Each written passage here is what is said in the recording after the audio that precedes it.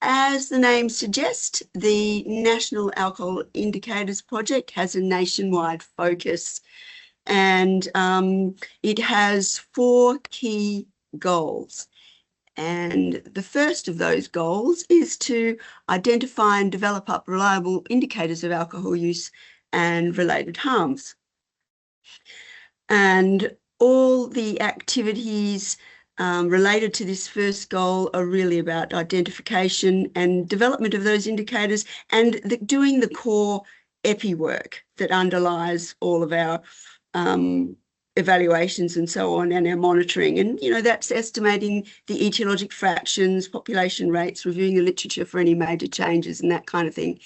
And we only use the most reliable indicators, those that are really well established in the scientific literature for their strong and consistent relationship with alcohol use, and that you'll find laid out in this international guide for monitoring alcohol consumption and related harm. It's an oldie, but it's a goodie. And there's 5 key indicators listed here, and they may, you know, it might seem like a short list at first glance, but they're actually very, very rich data. And we can hone in on a wide range of conditions within these data. And to my mind, it's far better to have a short list of valid and highly reliable indicators than a long list of weak indicators that you might discover at the end of it all that in fact is a better indicator of something else other than alcohol. And we only source our data from official data custodians, coronial records, hospital data from the AHW, offence data from police, and so on. And all this indicator work that sits in the background is given a very practical purpose in aims 2 or goals 2 and 3, which are all about tracking, monitoring, reporting on trends over time, and conducting evaluations of policy changes of all kinds. And NAIP data have been used, for example, to evaluate the impact of the Alcopops tax on emergency department presentations, on the Northern Territory's living with alcohol levy, impacts of outlet density in neighbourhoods, extended trading permit effects, and more recently, it was fundamental to our estimation of the social and economic costs of alcohol to the nation. And in fact, had we not done all the preparatory epi work, the goal 1 that sits in the background of NAIP, it wouldn't have been possible to deliver on this project in the short time frame that we had. And the 4th most important aim really, or goal, is to maximise knowledge transfer and dissemination. And the best way for me to demonstrate this to you is to go direct to our NAIP dissemination hub. So I'm going to jump out of this screen. I'm going to stop sharing this screen, and I'm going to now share another screen with you.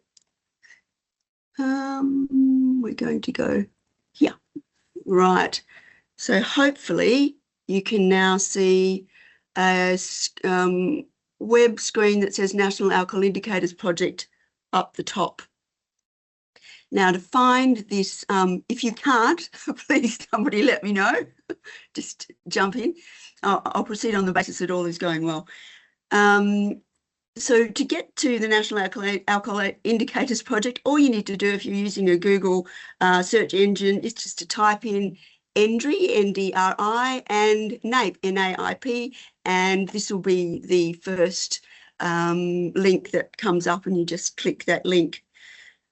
And here you are at the knowledge transfer machine. First thing you'll see here is a whole bunch of icons for bulletins. They go all the way down here to 1999. This blue one here was our first, produced in 1999. Seems like a very long time ago. But, you know, NAIP is not an ordinary or your typical research project. it was my first job, actually, when I joined NDRI back in the mid-1990s. And then I took over the helm from Tim Stockwell, who in 2003, when he moved to Canada. And it's evolved a lot over that time. And while other projects naturally tend to come and go with funding cycles and so on, this one hasn't skipped a beat in 30 years. And besides its staying power, as I said before, the other distinguishing feature is its long history of commitment to innovative dissemination, and with a focus on making information readily available beyond the academic arena.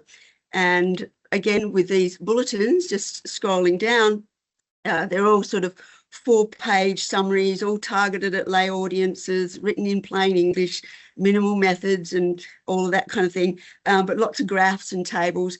And you just open them by clicking on the icon. But, you know, a lot of these are older now, because we've since transitioned to another form of information dissemination. And, you know, if they look a bit old-fashioned and busy, that's because these bulletins were actually born as real-life old-fashioned A3 folded high-quality paper bulletins. And we literally disseminated thousands of these bulletins a year to conferences and meetings. And yeah, they taught me how to be a minimalist packer. Actually, when you're carting 200 bulletins around, there's not a lot of extra room for souvenirs and shoes. Anyway, the other thing about NAIP is that if, and it really struck me when I was looking through the author lists of these bulletins, particularly the older ones, is that it's really been a really special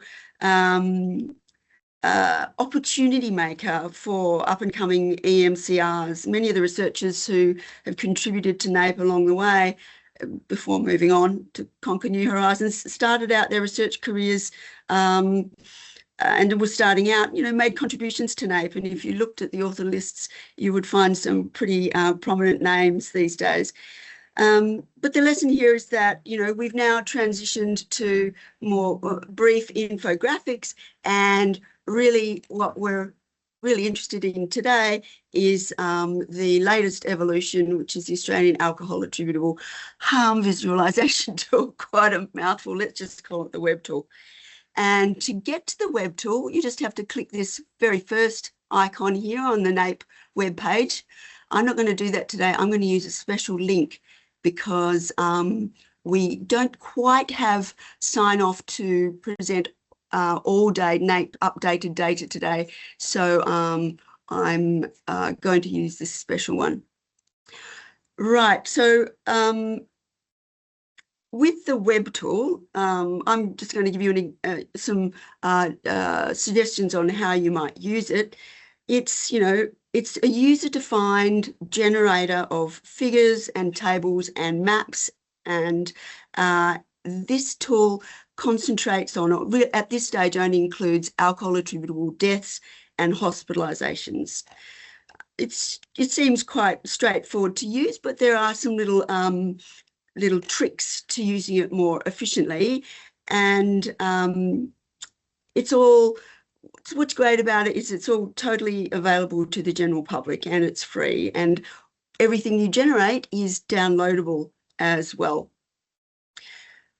And the data that we have just in the last few weeks, we've been able to update to the latest available, which is 2022. And I think for the time series, we have 12 years or something online now, which is good news if you're interested in time series. So now what I'm going to do is give you a little example of that. Let's just say you want to know what's happening with national trends in alcohol attributable deaths versus the trend in the fine state of Victoria. Well, the first thing you do after accessing the web page is to select the option line chart, this blue one up the top here, which is the resting state for the tool. And this will, as that changes, it will change options for data display and various other things, right? Then we're going to go to line chart, and we've got options of just the line chart, the table, or both. We want both on this occasion. And because we're interested in deaths, we're going to go to select death from the outcome option. And we're also going to click from the state territory boxes, Victoria, and we're going to leave Australia clicked because we want to do a little comparison. We're going to leave sex and age group as it is, everything else as it is, and we're going to select age standardized rates because we're comparing across jurisdictions, if you like, nationally and for Victoria. And we're going to leave method as it is as well. Did I talk about... Yes, metric. Okay. So I'm actually in regards to method, this is actually a new feature. We've just updated the tool, and I don't have time to fully tackle the protective effects rationale today, except to say that unless you know what you're doing, it's really best to leave it as is, because it can be complicated. And then we're going to click generate, and hopefully something will happen. Hello? Yes, something will happen. And there you have it. You can see trends nationally and Victoria over that 12-year period. And underneath that, there's a data table, and you'll see options for downloading the tables as well. And what's very interesting here is that at a glance, we can see that compared to the national rate of age standardized deaths for alcohol attributable conditions, Victorians are doing pretty well. So well done, Victoria. And I'm running very close on time. So I'm going to quickly show you one other feature. There's lots of other features you can change around with this. You can keep in mind, though, if you're interested in age groups, you have to deselect age standardized rates and either select counts or age-specific rates. See how it's become available there? You won't be able to generate age groups if you maintain age standardised rates. But just quickly, I'd like to show you the map. Now, the map option is, of course, intended to be able to compare regions over time. So it doesn't have the time series line function, and you have to select year on a one-off basis, and at the moment we're going to do 22. Let's say we're interested in deaths again, and we're particularly interested in digestive diseases. And if we want to select a particular group of conditions, we need to do that using the health condition option. And let's say we're particularly interested in 65+-year-olds. We've got maps, age-specific rates, deaths, protective effect included, and we're going to select a red map and generate. And then we get our map. Now, if we want to be even more, make it even more interesting, we'll select metro and non-metro option from region type and generate again. And now you can see you get these little pop-out windows, and if I roll my mouse over those areas, the rate will pop up for us. Remember that you can also select data display, table and map. So we're going to do that now. And all the data that's contained in that map is also in this lovely table here, which you can download at your pleasure. And I think I'd better jump off now and lead to our second speaker. I'll just stop sharing. By the way, one more thing before I jump off. Really highly recommend that before you use the tool, go to the About page. It's really broken down, simple to understand language, but it's got some great information about what you're looking at when you're generating the tool. There are some qualifications and some things that you'd best be aware about. So stop sharing.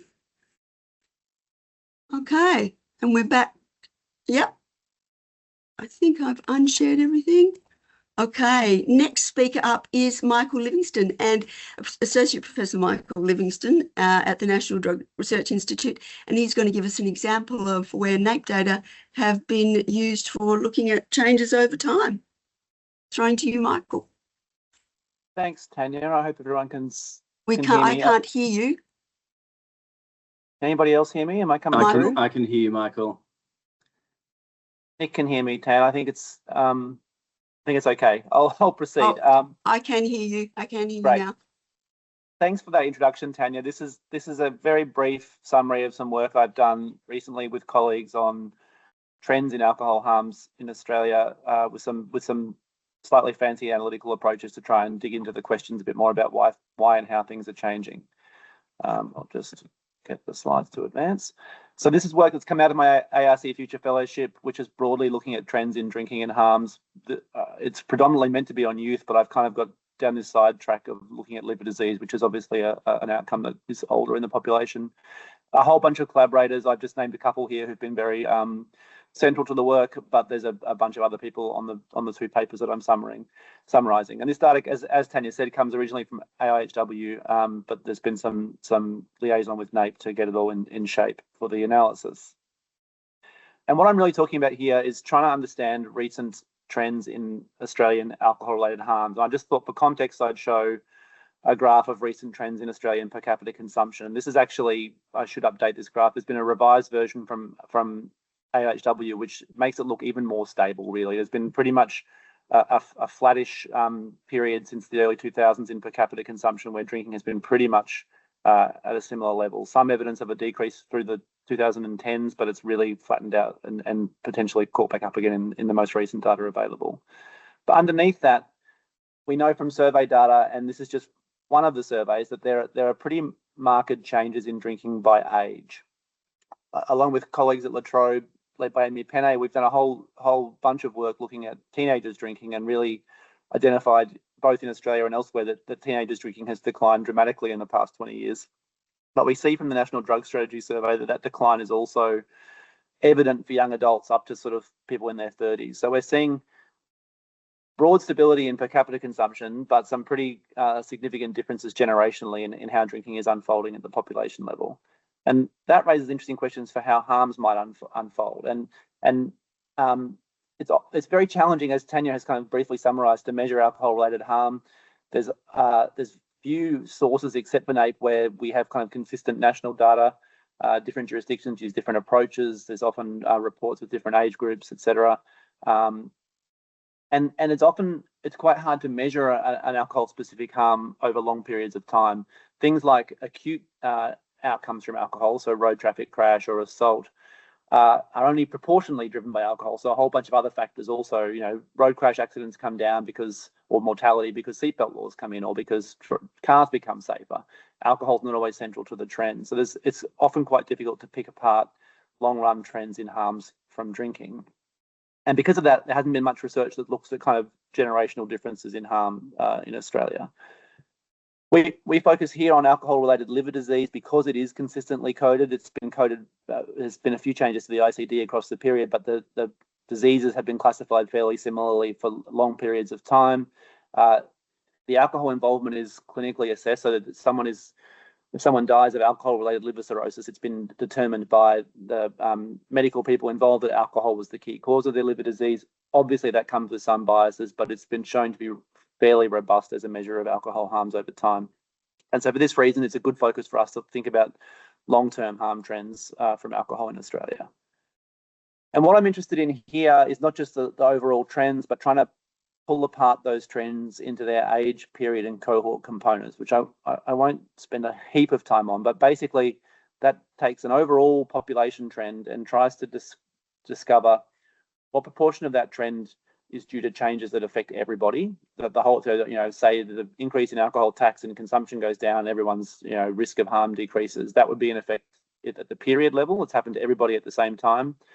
There are trends due to the age structure of the population. So as the population ages, the rates of liver disease might increase because there's more people in the main age range where liver disease is a prominent outcome. And then there are trends which I think to me are most interesting, trends due to cohort differences. So generational differences in drinking or harm, whereby certain generations, say people born in the 90s, have lower rates of drinking and lower risks of harm across the whole life course, for example. Or it may be baby boomers who came of age in kind of some of the peak drinking years. Maybe they have, for the country, maybe they have elevated risk of harms across their whole life course. So it's trying to piece out the different components of harm. And there's a whole complicated literature on the statistical processes to do this and how accurate they are, and the challenge of estimating three things that are so intrinsically related, but we're going to skip past that for interests of time. And I'm showing both mortality and morbidity here for men and women. The mortality data obviously goes back further. We have pretty reliable death data on these outcomes to the late 1960s onwards. And you can see here across the whole population, there was really a dramatic increase through the 60s and 70s, which follows the kind of booming per capita consumption of the time, and then a steady decrease, which has really plateaued since about 2005 or so. For men and for women, it's a same increase in that first period, less marked, and then a pretty stable rate ever since. And you can see for both here, just an indication in the very last year of some COVID effects, which we have more recent data which show them more clearly.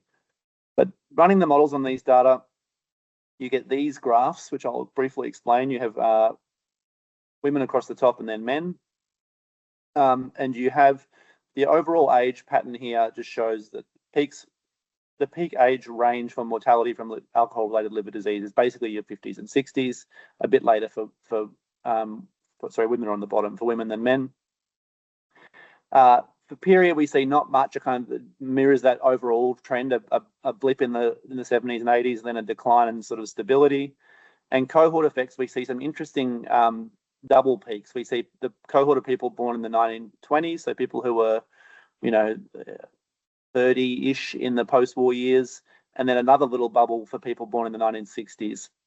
And 70s. So the sort of late boomers, early Gen X cohorts had higher rates than expected across their life courses in terms of mortality risk. For hospitalisation data, we have much less of a time series, and here you see some quite odd overall rates for men, with a big bump in the sort of mid 2000s, and then and for women a kind of steady increase. And again, for both, some fairly clear indications as the COVID pandemic began that rates were increasing faster than they had previously.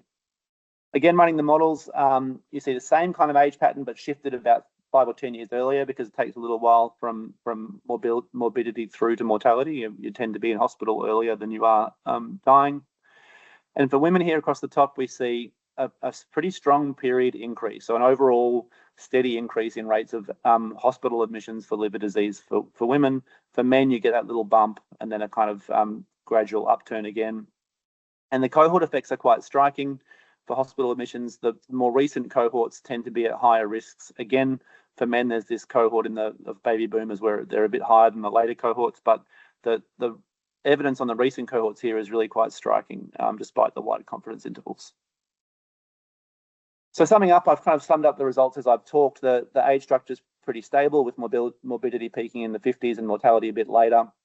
There are some pretty clear differences for men and women. Obviously, men have much higher rates of both hospital admission and deaths from alcohol-related liver disease, but across both analyses, there was pretty clear signs of that gap narrowing, both due to overall period effects, so women's overall rates generally drifting up while men's drifted down or were stable, and some evidence of cohort effects, with a few more recent cohorts for women showing increased risk compared to earlier cohorts. And that kind of makes sense, that there'd be cohorts of women who've come of age as drinking has become much more socially acceptable, much more prevalent, and so then they'll be at increased risk than previous cohorts, and gradually bring the population rates together. I've said all that before.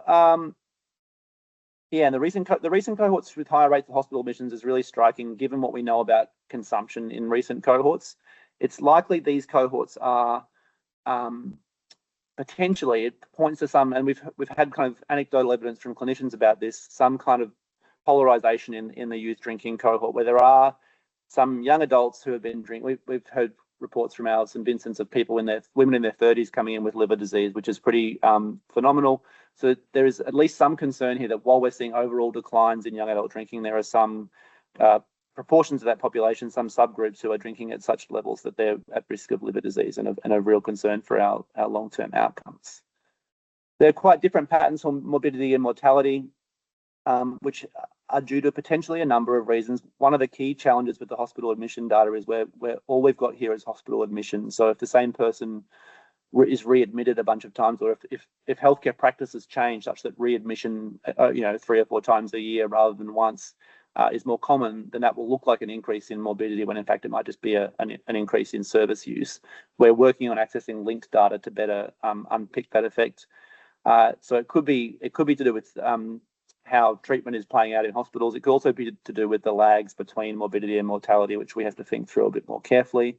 But both sets of models point to a narrowing of gender gaps, and both point to some concerns in the post-COVID years. As I say, this really only goes to 2020, but there are clear spikes in these outcomes in 2021 too, and still high in 2023, I think. I won't go into the details of the modelling, but the different modelling approaches do have potentially different results. So there's a real need in this kind of approach to do some sensitivity analyses and think carefully about how you're interpreting your cohort effects in particular, because they can be driven by small variations in assumptions and modelling practices. I think that's all I've got to cover on this stuff for now, and I'll throw back to Tanya once I figure out how to stop sharing. Yeah, that was really interesting, Michael. It's becoming more and more obvious, isn't it? There's something going on with the gender differences. I'm going to throw now to Nick, who is a research fellow at the National Drug Research Institute, and extremely keen on price effects around alcohol, and has done some fantastic work around the minimum unit price evaluation in the Northern Territory. Speak to us, Nick. Thanks, Tanya. I should be sharing my slide now. It's come up for me, so I'm going to assume that's up for everybody else as well. Good to see some thumbs. I just will note before I go on that if you do have any questions, we do have a Q&A tab that you can put those in. So yeah, this is I guess a case study of what we can do with NAIP. In this particular case, we've used it to look at how the alcohol floor price in the Northern Territory affected death trends. Before I get into it though, I do want to acknowledge the traditional custodians of the land and further acknowledge that these lands have never been ceded. And also I have no conflicts of interest. So what is the minimum unit price or floor price? Sorry, I am annoyingly going to switch between the two. But basically in October of 2018, the Northern Territory government mandated that you couldn't sell alcohol for less than $1.30 per standard drink. This intervention was sort of targeted directly at cask wine sales, which was seen as pretty problematic at the time, although experts had recommended a minimum price of $1.50.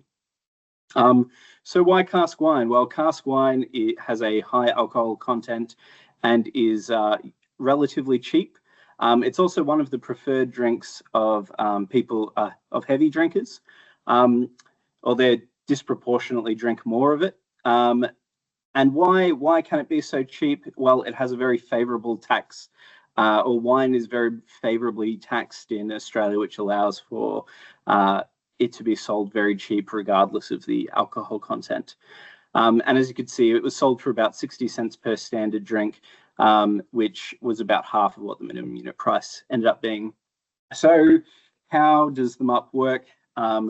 Essentially, by increasing the price of the cheapest alcohol, you're not really expecting a huge change at any one individual purchase, but across many purchases, it adds up quite a lot. So the idea is that it's a small intervention to anyone who's drinking a moderate amount of alcohol, but the more alcohol you drink, the heavy consumers or people who are likely to develop dependence, they're going to be much more affected by this kind of intervention and hopefully drink less as a result.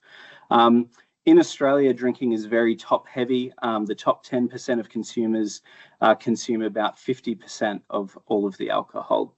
And so that's what the MUP is really targeted at reducing. I will note there are a bunch of other interventions in the Northern Territory around the same time. Namely, there was a banned drinkers register, and there was some. They had what what are known as pallies, but otherwise I refer to them as cops in bottle shops, were introduced around the same time. So, you know, it's hard to pull apart what was minimum unit price and what wasn't, but what I'm speaking of, I think we can pretty confidently determine was attributable to the minimum unit price. So after the minimum unit price was brought in, we saw a 50% reduction in cask wine consumption. I did have another slide there. We also saw a 14% reduction in assaults. There were a bunch of other findings, but those are the ones that we can declare with the most certainty. But now into the current study. So what about alcohol-related deaths? That's surely a really important indicator.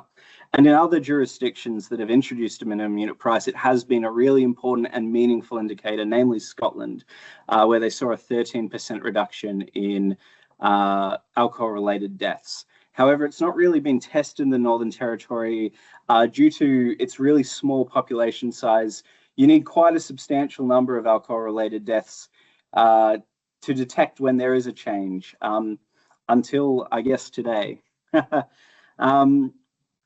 So the reason this study is even happening is because it's been seen in publicly available data that alcohol-related deaths are coming down in the Northern Territory at the same time they're coming up in the rest of Australia. So there was some data-driven reason to actually start looking into this.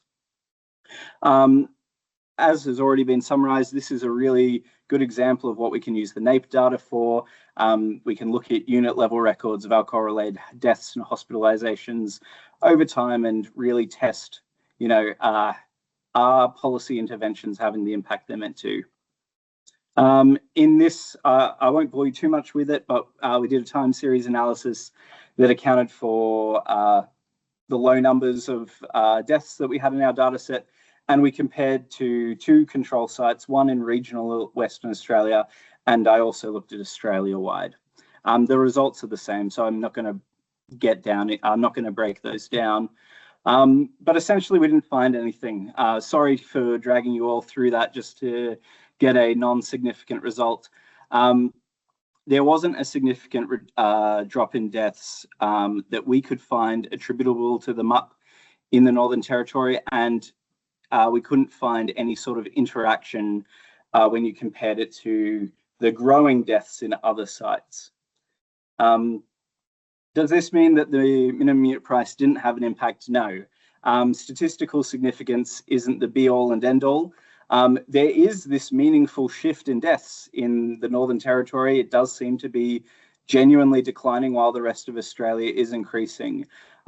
Just because our analysis didn't find anything doesn't mean there's not more to look into. Speaking of which, I've only looked at wholly attributable conditions. There are other analyses, other ways to break alcohol-related deaths down that still needs to happen. The other issue, I guess, is that the introduction of the, I'm getting ahead of myself, but I may as well skip forward there.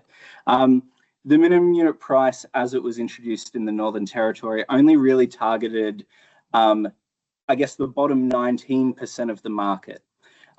However, we know that the top 10% of drinkers drink half of the alcohol. So in terms of wanting to reduce or aiming to reduce alcohol-related deaths, the minimum unit price would have likely had to be a lot stronger. And more than that, this is a pretty complicated graph to explain. So I'll just summarize to say it wasn't maintained or updated. The minimum unit price wasn't maintained or updated over time. And so it became less effective over time, which no doubt would have had an impact on any impact it could have had on deaths.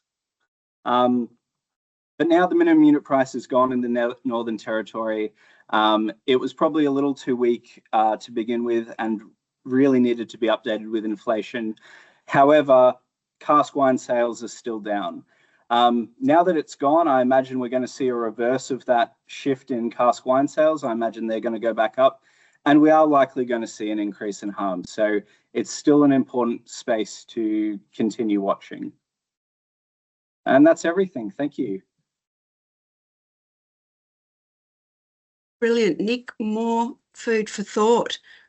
We do have We go to 1:45 Eastern Standard Time, so we do have some time for questions. If you want, you can either put them in the Q&A or raise your hand, and I'm going to try and look at the gallery and maybe we can spot you. I'm going to quickly scroll through. Can't see any hands raised just yet. No. And Nick, if you spot anything in the chat, let us know. I just want to say too that Nick mentioned, and so did Michael, you know, wholly alcohol attributable conditions. And they're great, like, you know, alcohol liver cirrhosis or alcohol-induced psychosis, alcohol use disorder, and so on, because they don't require any assumptions about the contribution or the partial contribution of alcohol to the condition. There's no calculations required. The condition by definition is, you know, caused by alcohol. And if you want to identify these conditions specifically in the web tool, you have an option to do that using the attributability option. And so within the health condition groups, you can actually ask it to pull out just the wholly alcohol attributable conditions or just the partial conditions. And then you take out all the hard work that we've done on the epi in the background, but it's good too. Any questions, Nick, you can see? Oh, we do have one from Laura. Thanks, Michael, for the great presentation. Oh, I won't read the whole thing out loud. The declining trends come up a lot for us. Are there any murmurings yet of who the subgroups are where consumption/harms remains very high among young people, or why they are not following the broader trend? Yeah, it's a great question, Laura. One of the challenges is that we think that they're probably not in our surveys. It's like a fundamental concern that maybe our population surveys are missing this kind of key group. So we're not seeing obvious subgroups in the survey data whose consumption is spiking, but we are seeing these measures of harms that come up. So I think there's a project at La Trobe that Amy Penne is leading that's trying to dig into this question with some more qualitative approaches to try and recruit and discuss with young adults. We've done a lot of work with lighter drinkers, and she's now looking at heavier drinkers to try and understand what's happening there. But I think really key for us and on my radar for future work is to delve into the linked databases and try and see, well, who are the 30-year-olds who are coming into hospital with alcohol conditions? Can we see where they appear in homelessness statistics or in welfare data or in earlier emergency presentations? I think there's a lot of work to do still to identify what's going on there, but it is a real issue to consider. Mm. Thanks, Mike. And there's a question here too from Tani from Mental Health Commission, always on the ball, Tani. Tani says the visualisation tool online only includes 2020 data up to 2020. And that is true. At the moment for this presentation, I was using a special link that has the most recent data in it to 2022, only because we haven't quite got sign off for all jurisdictions for the hospital data yet. So we're just holding off maybe for another week or so, and then all the data will be absolutely live online to 2022. And I think there's another question there from Sharon. She asks, when evaluating MAP, I guess, would the results have been different if including partially attributable conditions and also looking at hospitalisations and not just deaths? The answer is maybe. That's our next few steps. So I guess one of the things I could have gotten a little bit more into is that with the wholly attributable conditions, we're very likely seeing a floor effect in that there's not really enough deaths for a change to be readily detected. Or it would require quite a lot for a change to be detected. However, partially attributable conditions and hospitalisations should be a bit more sensitive. So yeah, that's the hope, and that's our next steps.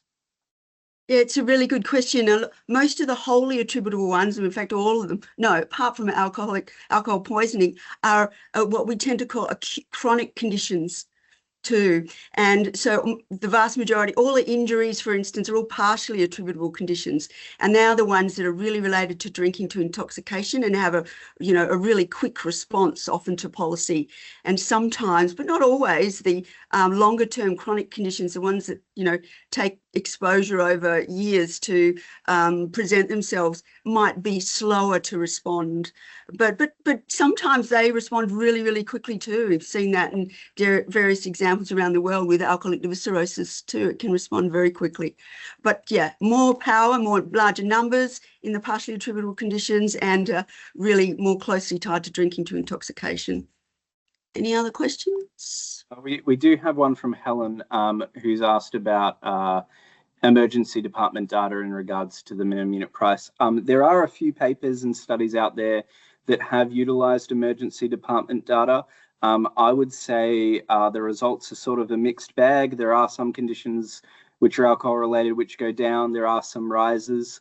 I think there is some evidence to suggest that people who have been taken to the emergency department by police for some sort of substance use issue, that did decline around the time of the minimum unit price. However, it is one of those things where there are a lot of different policies that came in around a similar time, so it's hard to pull apart at the emergency department. There was also a new hospital that opened up around the same time in Darwin, which also messed with emergency department numbers. So it's complicated. I love that response. It's complicated. It is There's always one more here for complicated. you, Nick, as well, about the Scottish version versus the NT version of the minimum unit price, the strengths and weaknesses of the two. Happily.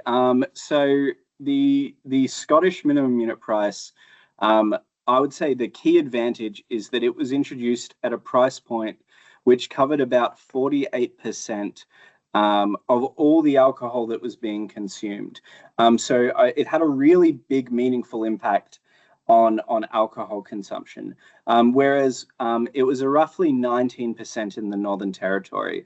The prices were equivalent on an exchange sort of level, but when you have to really consider what the market looks like when you introduce a policy like this. So I would say that's the main, or in my opinion, that's the main difference. Yeah. And I think we're out of time almost. Maybe just another minute just to do a quick promo for the next webinar. Do you want to do that, Nick, or would you? Yes, I can. I can share the slide. And just while Nick's doing that, I just want to express my thanks to everybody who's involved in these webinars, all the folks who make sure they happen seamlessly. They're becoming a really popular and great resource. Has that popped up for people? Yep. Excellent. So yes, this one's next week. Our director, Paul Griffiths, will be leading this on using foresight methods to make policy and practice more resilient to a rapidly changing world, with some great presentations from the EU. So if you are interested in this space, you can register now. And yeah, we look forward to having you there. Thank you, speakers. Thank you, everybody, for joining us. See you soon. Thanks, everyone. Bye.